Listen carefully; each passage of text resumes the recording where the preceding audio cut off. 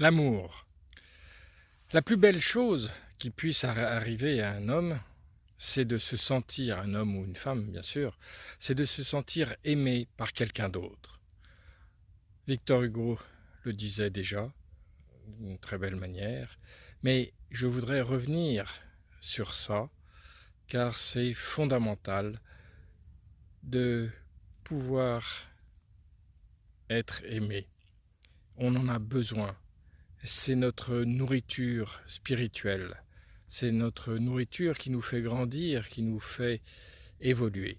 Au début, on aime sa mère quand on est jeune, puis on aime sa femme, puis on aime ses enfants.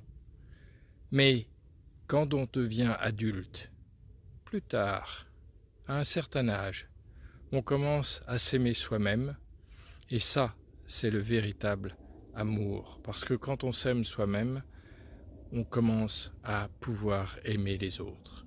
Il n'y a plus de différence, tout le monde devient quelqu'un d'aimable et ça rend... Là encore, vous voyez, on est face à un paradoxe positif.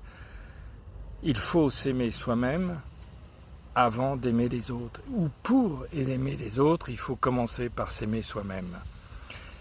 Ça peut paraître un peu contradictoire, mais c'est justement l'arme de la vanité que l'on va utiliser contre notre vanité pour pouvoir lutter contre notre égocentrisme, notre égoïsme, car dire à quelqu'un il faut commencer par t'aimer toi-même, ça peut renforcer sa vanité.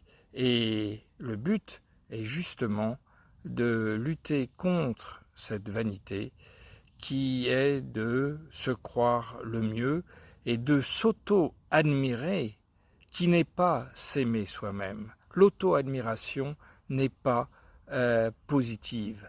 Elle est s'aimer soi-même, c'est être honnête avec soi-même et voir les erreurs, les petites erreurs que l'on commet au quotidien et en permanence. En permanence, on veut autre chose que ce que l'on a.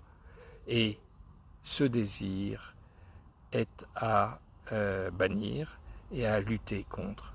À ce moment-là, on commence à s'aimer soi-même vraiment, se voir comme on est et non pas s'imaginer mieux qu'on est.